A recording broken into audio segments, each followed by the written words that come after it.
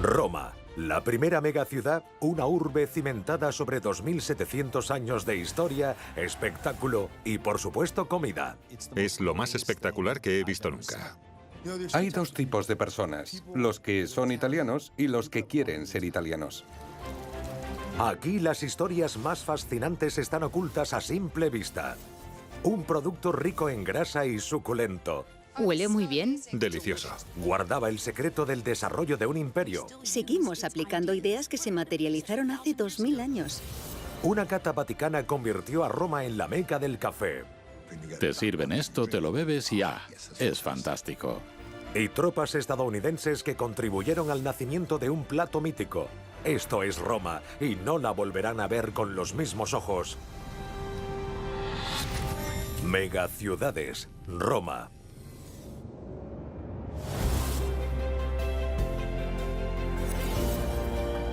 Año 1 después de Cristo, más de 1 millón de personas viven en Roma, la ciudad más grande del planeta. Esta fue la primera metrópolis del mundo. Y todos los elementos propios de una ciudad moderna ya estaban aquí hace 2000 años. Actualmente, entre la fastuosidad de la ciudad eterna, más de 500 construcciones de la antigua Roma siguen en pie. Ya llovía sobre esos edificios hace 2000 años, pero ahí están. Por eso me gusta lo de la ciudad eterna, porque sigue ahí. Pero Roma no se construyó en un día. Es más, ha experimentado procesos constantes de construcción, desmantelamiento y reconstrucción durante más de 2700 años. Roma es el gran museo al aire libre. Cuando estás en Roma, sientes la historia por todas partes. Y no son 200 años, son 2000 años.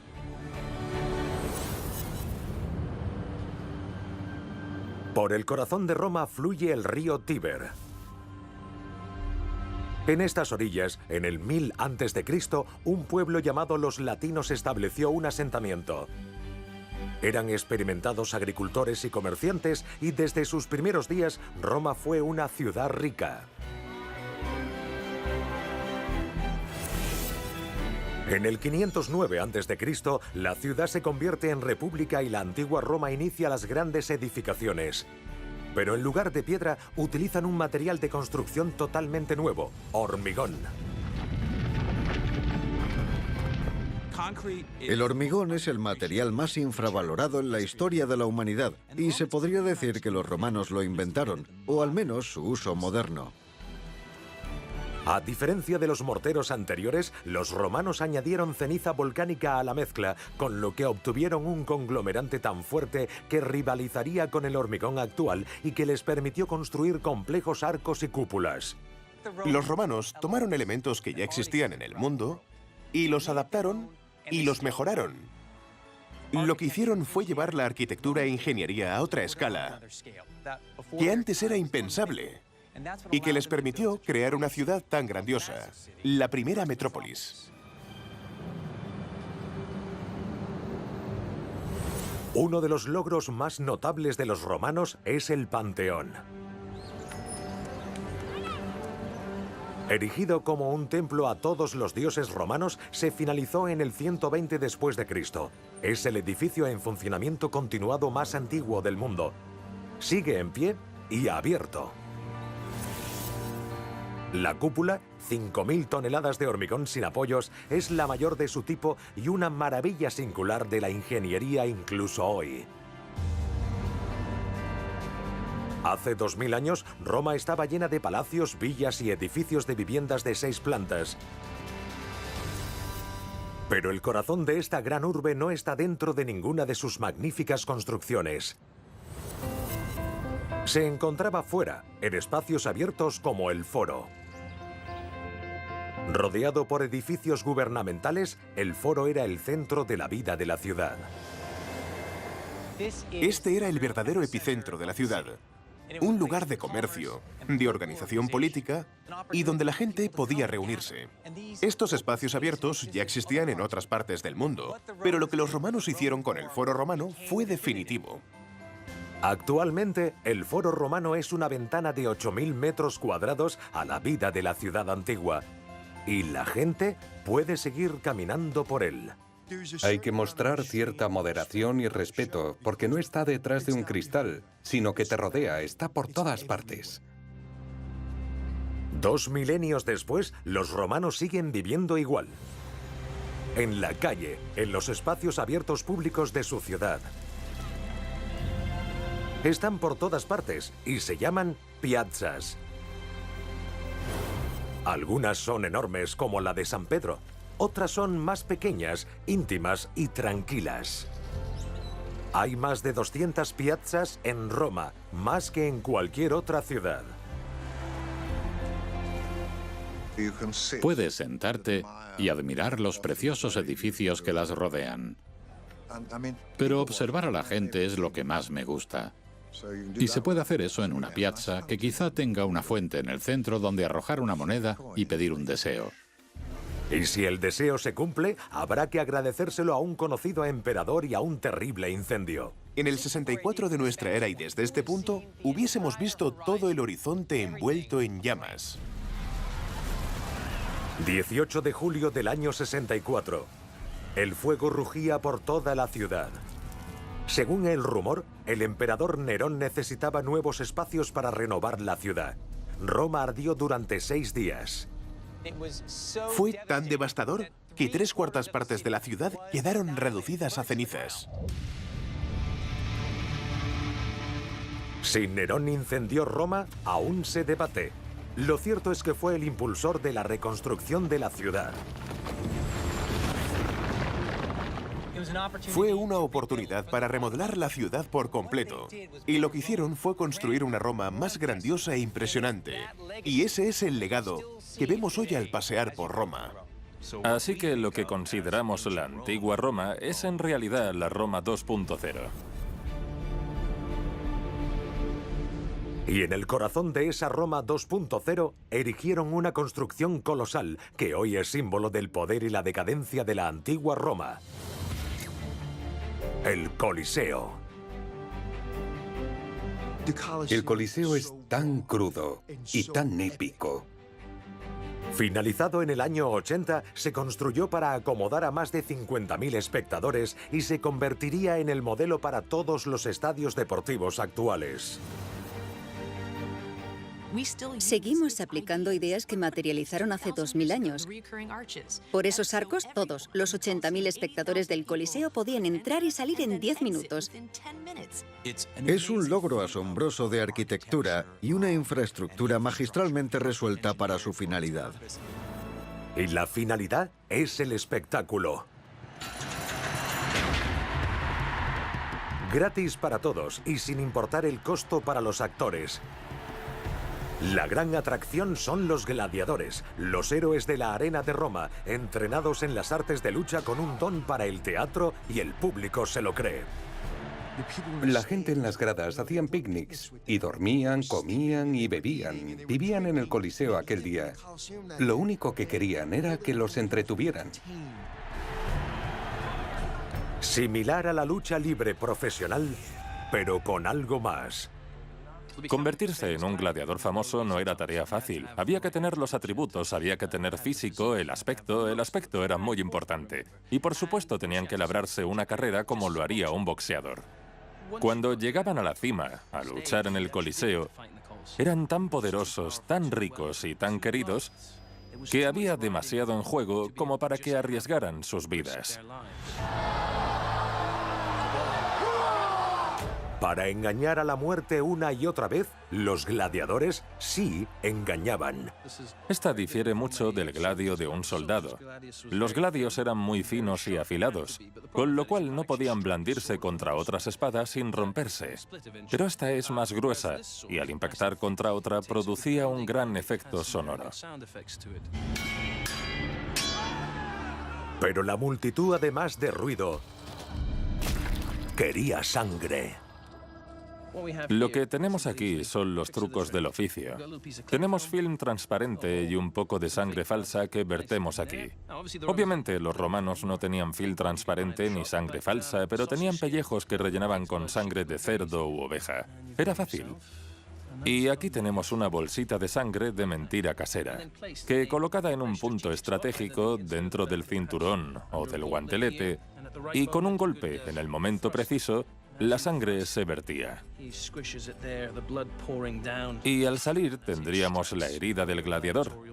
Y si podemos engañar a las cámaras, podían engañar a la gente que asistía al Coliseo.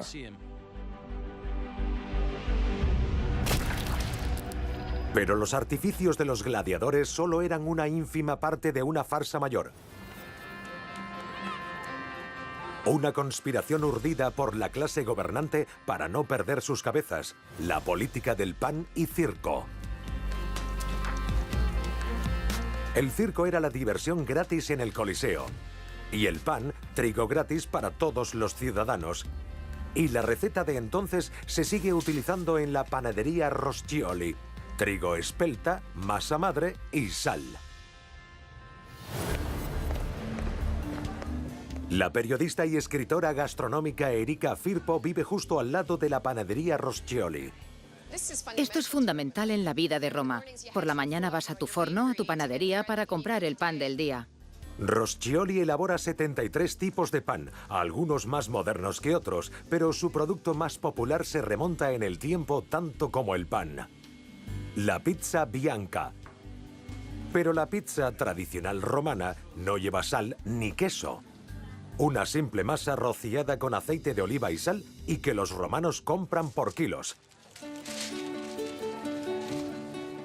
Este es el alimento por excelencia de nuestra infancia. Si tienes un hijo inquieto como yo, dale pizza bianca. En un descanso, pizza bianca. Y si vas a celebrar el fin de la jornada, pizza bianca. Sobre todo, recién salida del horno. Pero la pizza bianca solo es una pequeña porción de la gastronomía romana y una pizca de la historia de Roma. Adiós, gracias, buenos días.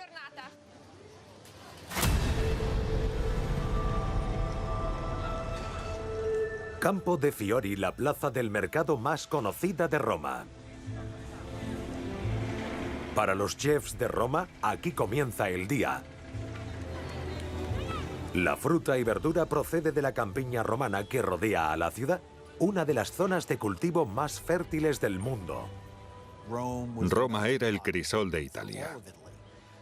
De modo que los productos, las verduras, el pan y los diversos tipos de comida procedentes de todo el país llegaban a la gran ciudad. Comprar aquí es fantástico y diferente a los Estados Unidos. Aquí no vas a un sitio donde puedes comprarlo todo, sino que vas de puesto en puesto y compras el salami, la fruta y la verdura, y conversas un poco. Aquí es donde se hace la vida. Y donde los romanos compran sus tomates, el alma de la cocina italiana. Buenos días. Para los italianos, la vida no existiría sin tomates.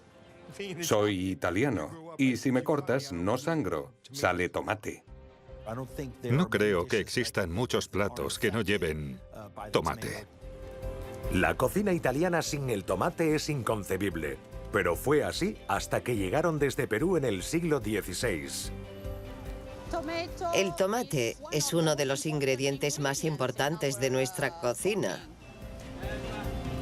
Actualmente en Italia se cultivan 230 variedades de tomates y hay una receta para cada una de ellas. Estos tomates se llaman corazón de buey. Son tomates para ensalada. Estos son datterini y los utilizamos para hacer una salsa fresca. Los cocineros italianos rara vez añaden una cucharada de azúcar a sus salsas de tomate como hacen los chefs norteamericanos. Añaden zanahorias finamente ralladas para darles ese dulzor de la verdura. Comer alimentos sencillos y de temporada y beber buen vino es la esencia de la dolce vita, que significa literalmente la dulce vida. Y la vida se hace más dulce de noche. La gente acude a la piazza y se prepara el escenario para el siguiente ritual, el aperitivo. A las 5 de la tarde, todos los bares de las plazas están llenos. Para un romano, salir para el aperitivo significa que el día ha terminado. y puedes relajarte con tus amigos, charlando y disfrutando de estas plazas tan bonitas. La vida en las piazzas es un teatro. Toda la ciudad es un escenario. El aperitivo es la bebida antes de la cena para la que todos salen a ver y dejarse ver.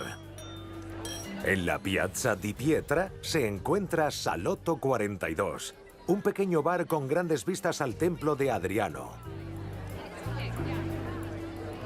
No sé si habéis visto lo diminuto que es, pero como el exterior es tan increíble, no necesitas estar dentro.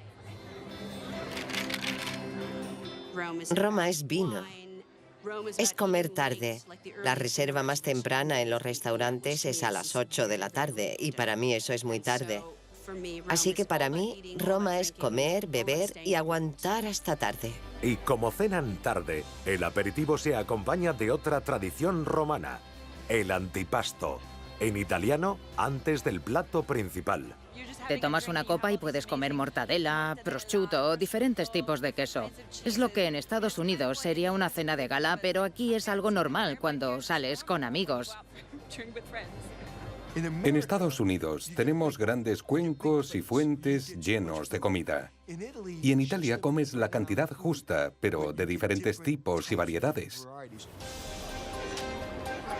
El rito del aperitivo es relativamente nuevo, unos 250 años. En cambio, el antipasto es casi tan antiguo como la ciudad misma. Y es aquí donde se puede degustar un producto genuino.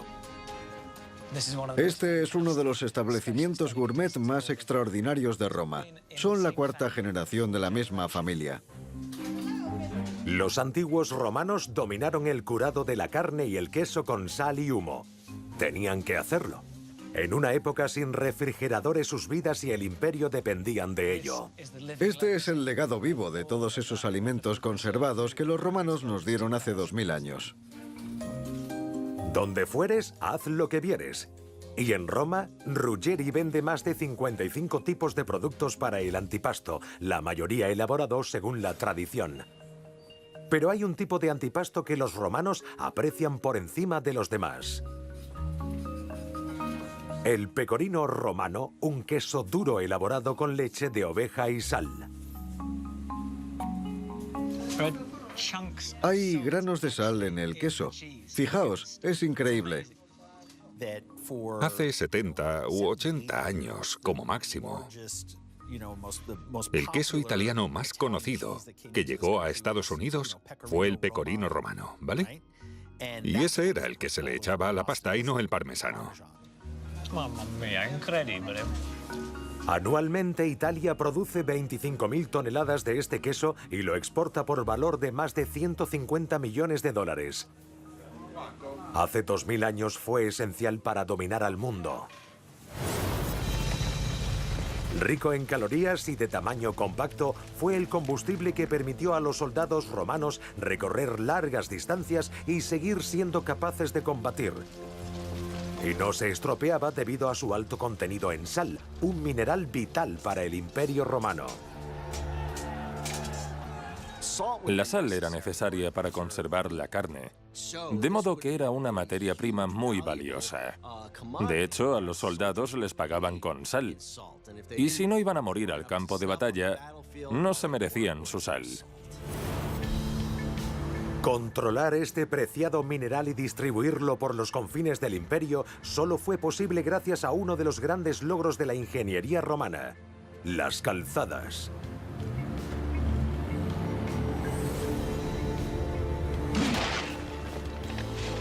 En el 115 después de Cristo, todos los caminos conducían a Roma. Más de 400.000 kilómetros de calzadas con las que se podría rodear la tierra 10 veces. Gran parte de esa antigua red de comunicaciones aún perdura. La carretera por la que vamos ahora es una de las más importantes de la red de calzadas romanas. Se llama Vía Salaria, que significa la calzada de la sal, porque a través de ella distribuían la sal a todo el Imperio Romano. Algo absolutamente decisivo, y que tuvieron que hacer porque sin la sal el imperio hubiese sucumbido. La red de calzadas fue crucial.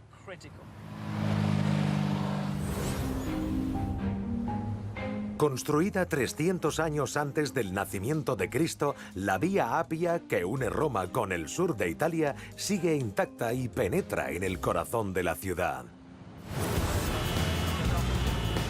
Pero hoy, intentad conducir donde llegan todos los caminos, el centro de Roma. Tras miles de años disponiendo calles, es un laberinto interminable con más giros y curvas que un plato de espaguetis.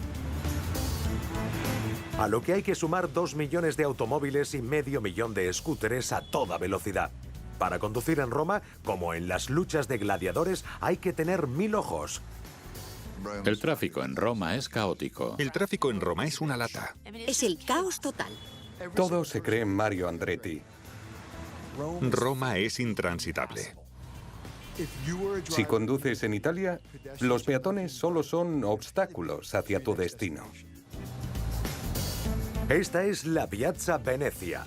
En ella convergen 5 calles, pero para no contaminar el paisaje urbano no hay ni señales de tráfico ni semáforos. La hora punta es un caos hasta que entra en servicio el sistema de control de tráfico. Se llama Walter. Dirijo el tráfico con mis guantes blancos y mi silbato. Hay que ser muy valiente para hacer este trabajo. Para que Walter pueda dirigir el tráfico de forma segura, la ciudad ha dado con una solución típicamente romana.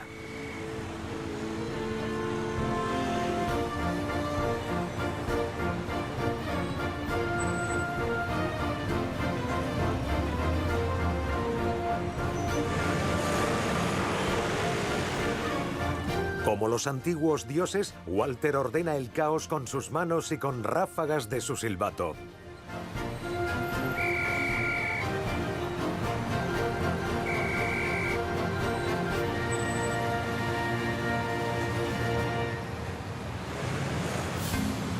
Después de una jornada esquivando conductores con gusto por el riesgo, Walter se dirige a una cafetería para degustar una de las creaciones más suculentas de Roma, la porchetta, carne de cerdo asada que data de los tiempos de la antigua Roma y un vestigio de la decadencia que llevó a la caída del imperio.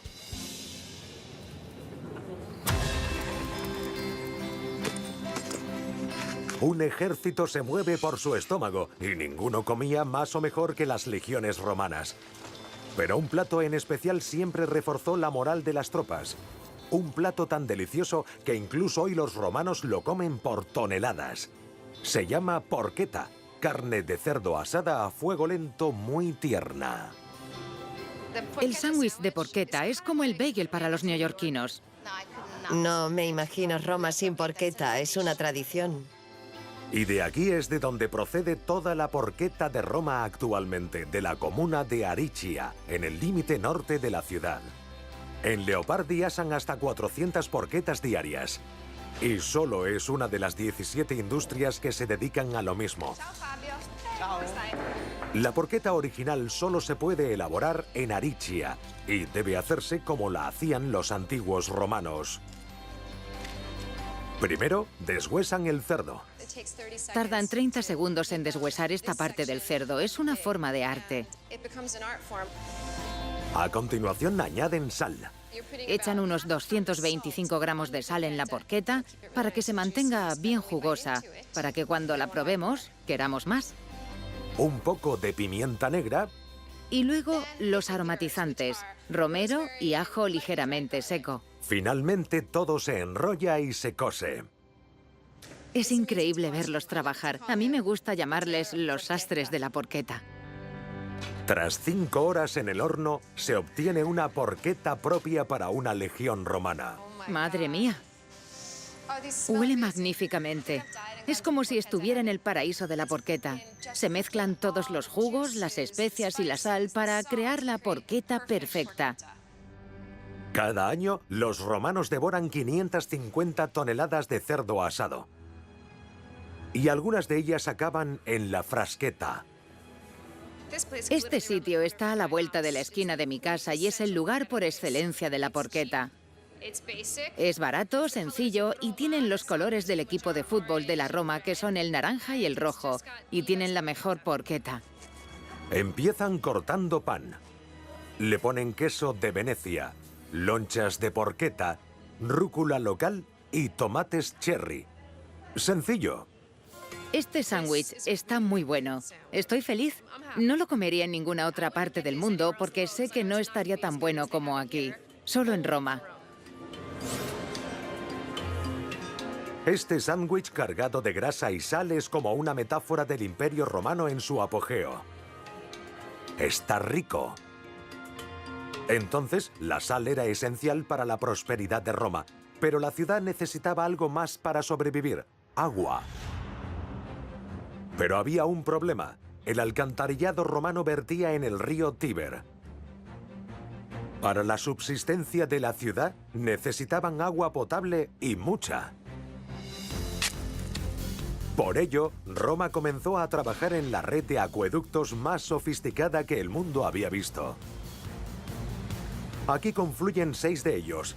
En Portamaggiore, donde hay 8 calles y 3 tranvías, convergen en la antigua puerta sur de la ciudad. En lo alto de ese muro se ven 2 grandes huecos. Cada uno de ellos era una conducción de un acueducto distinto procedentes de fuentes diferentes. Y aquí podemos ver otros 3 acueductos que se fueron añadiendo conforme aumentaba la población. Los acueductos romanos son un cliché cuando se habla de la gran ingeniería, pero es totalmente cierto. La visión de los ingenieros romanos y la capacidad para construirlos sin herramientas modernas es verdaderamente impresionante. Son infraestructuras a gran escala, y Roma no hubiera sido posible sin ellos. Muchos transportaban el agua desde más de 150 kilómetros de distancia. A lo largo de 5 siglos, Roma construyó 11 extensos acueductos que sumaban más de 800 kilómetros de longitud. En su tiempo, fue el proyecto civil más ambicioso de la historia. Los ingresos para sufragar todo esto no solo procedían de los ciudadanos romanos, procedían de todo el imperio.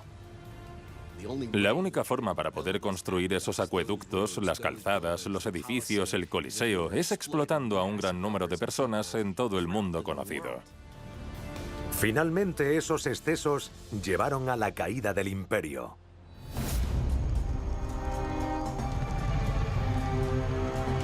En el siglo IV surgen rebeliones en todo el territorio romano. Un imperio que se extendió por 3 continentes estaba ahora al borde del colapso. En la ciudad eterna, el tiempo se acaba. Como última línea de defensa, la ciudad remodela sus acueductos. Tapian los arcos y cubren de hormigón las grandes puertas de mármol para integrarlas en las murallas aurelianas que rodean la ciudad. Desde estas torres se puede apreciar la extensión de las murallas aurelianas. Era un enorme círculo que protegía toda la ciudad. Tenía 19 kilómetros, pero en el siglo V, esta colosal construcción resultaría inútil. En el 410, al otro lado de estas murallas, aguarda un fiero ejército visigodo. Ellos están fuera y los romanos dentro, ocupando estas murallas, hasta que el 24 de agosto del 410 se abre a traición una de las puertas y penetra esa gran horda.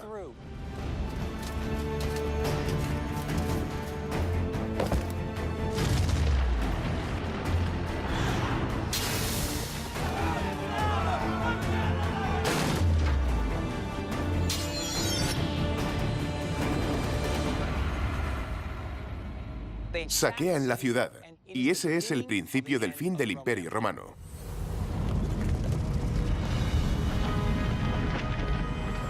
Los templos de Roma se vienen abajo, las ovejas pastan en las ruinas, la ciudad reduce su tamaño y la población cae del 1,5 millones en su apogeo a solo 30.000 en el 500 después de Cristo. Cuando Londres y París estaban prosperando, Roma era un páramo. Las cosas habían cambiado.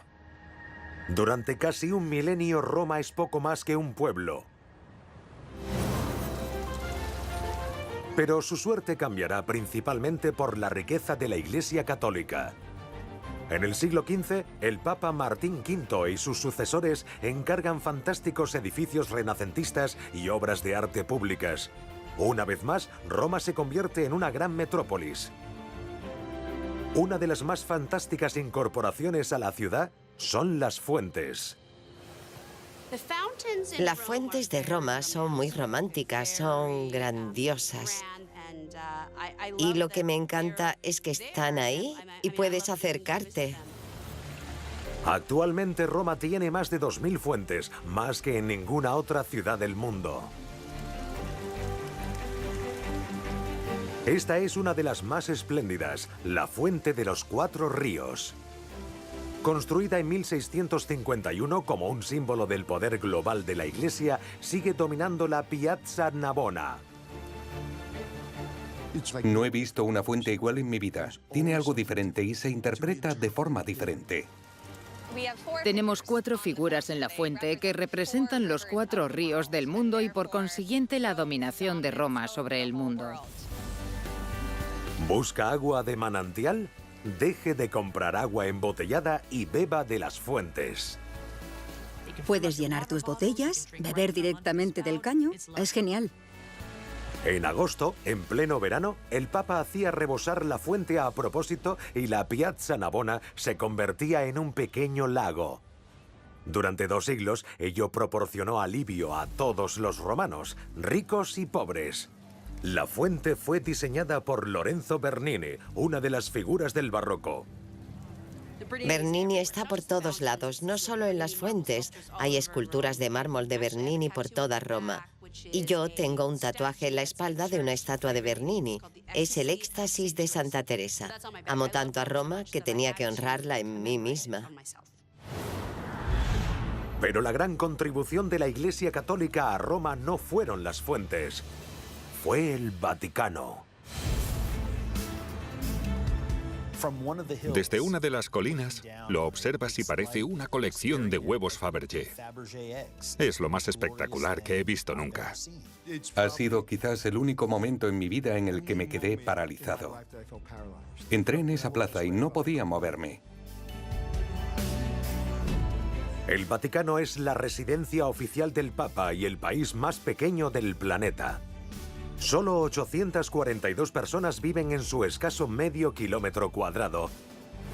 Una octava parte de la superficie del Central Park de Nueva York. Es algo que no te llegas a creer hasta que no ves a la Guardia Suiza, que no tiene nada que ver con Roma. Es como, ¿qué es esto? Y luego, sí. Sientes que es un país, y de verdad lo es. Sientes que hay alguien a cargo de ese pequeño trozo de terreno que está separado del resto del mundo. 5 millones de personas visitan el Vaticano cada año, dejando más de 100 millones de dólares a la Iglesia y un flujo constante de turistas para la ciudad de Roma. Pero más allá de otra fuente de ingresos turísticos y elegantes fuentes, el Papa le dio a Roma algo aún más rico. Algo que levantaría el ánimo de Italia para siempre. Café. A los romanos nos gusta tomarnos un café rápido y fuerte. Sin él, Italia se detendría. Roma funciona con café. Cientos de cafés se esparcen por la ciudad y el oscuro y delicioso expreso que sirven es un elemento fijo de la vida romana. Pero de no haber sido por un religioso, esta tradición no existiría.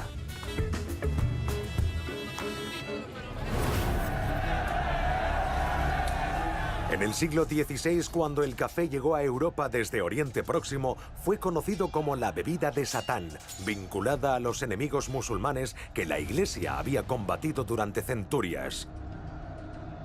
La bebida de Satán provocó tanta controversia que el Papa Clemente VIII tuvo que intervenir. Su infalible paladar decidiría el destino del café de una vez por todas. Según la leyenda, dijo, «Esta bebida del diablo es tan buena que debemos engañarlo y bautizarla». Con su bendición, el café rápidamente se expandió por Europa y finalmente por todo el mundo. Pero la mayor contribución de Italia a la cultura del café es esta, la cafetera express. Para el barista Federico Chiesa, la suya es un instrumento de precisión. Hacemos unos 1000 cafés todos los días, sin importar cuál sea. Colocamos el café molido en el filtro y presionamos todo lo fuerte posible. Aprieta un botón y el agua se convierte en vapor y atraviesa unos 2 centímetros de café con 9 atmósferas de presión. Todo en menos de 30 segundos. Dices, me pone un café, te sirven esto, te lo bebes y es fantástico. La primera vez que estuve en Roma pedí un café para llevar. Yo sabía decirlo en italiano, pero no sabían de qué les estaba hablando. ¿Cómo que para llevar? No, usted se queda en el bar, pida el café, el camarero se lo llevará y se sienta y se bebe su expreso. Y dije, sí, ahora mismo no hay lugar mejor que este bar para beberme un expreso. Durante 1100 años, los papas gobernaron Roma.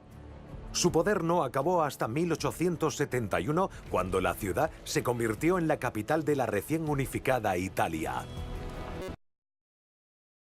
Es increíble pensar que la ciudad, que lleva en pie 2000 años, sea la capital del país desde hace solo 150.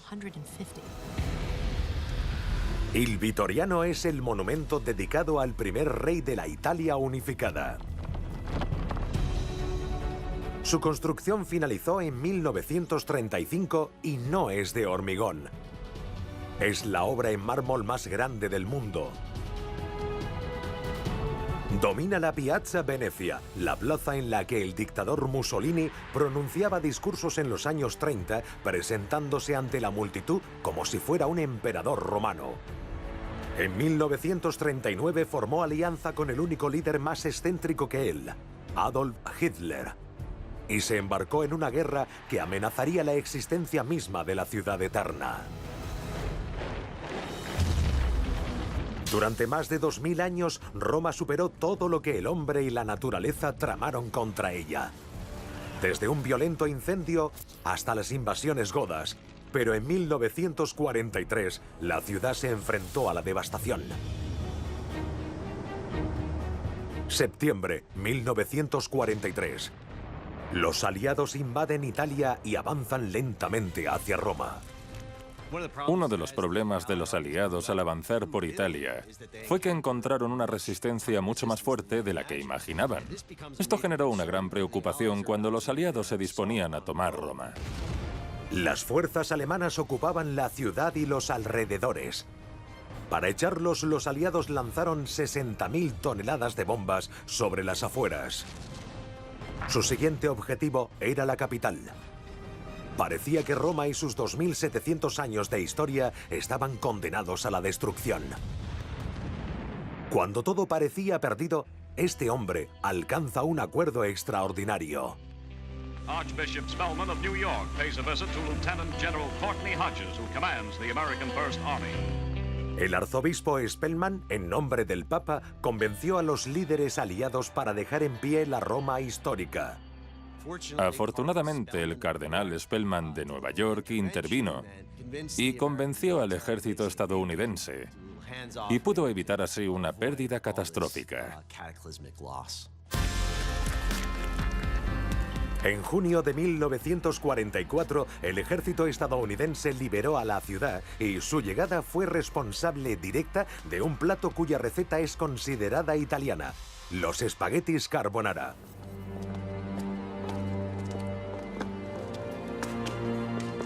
Durante la ocupación alemana, los romanos vivieron de pasta a secas. Los alemanes se retiran y llegan los estadounidenses repartiendo raciones de alimentos. ¿Y qué dan a los romanos? Huevo en polvo y bacon. Los llevan a sus casas, los mezclan con pasta y crean un nuevo clásico romano, la carbonara. En los años 60, otro clásico en ciernes ocupa el escenario. Dos estrellas de Hollywood, Elizabeth Taylor y Richard Burton, están en la ciudad para rodar la película más cara hasta la fecha, Cleopatra. Y donde se hospedan tampoco es barato. El Gran Hotel, un palacio donde los huéspedes han recibido tratamiento real desde hace más de un siglo. Tiene un ambiente histórico. Esos cristales, las estatuas, el mármol, el servicio. Es algo que emana de las paredes. Y realmente marcó el estándar de lo que es un gran hotel. Este es el salón de baile del Ritz, en memoria de nuestro fundador. El salón está exactamente igual que hace 120 años. Los espejos, los frescos del techo, las arañas de cristal de Murano y el suelo de mármol son los originales desde su inauguración. Ritz acuñó la frase «El cliente siempre tiene la razón» durante la construcción del hotel, cuando el rey Humberto I de Italia le pidió que la escalera principal fuese lo bastante ancha para subir a caballo a su habitación. Ritz estuvo feliz de complacerlo. Hoy, la mejor suite sigue en la primera planta, pero no se permiten caballos.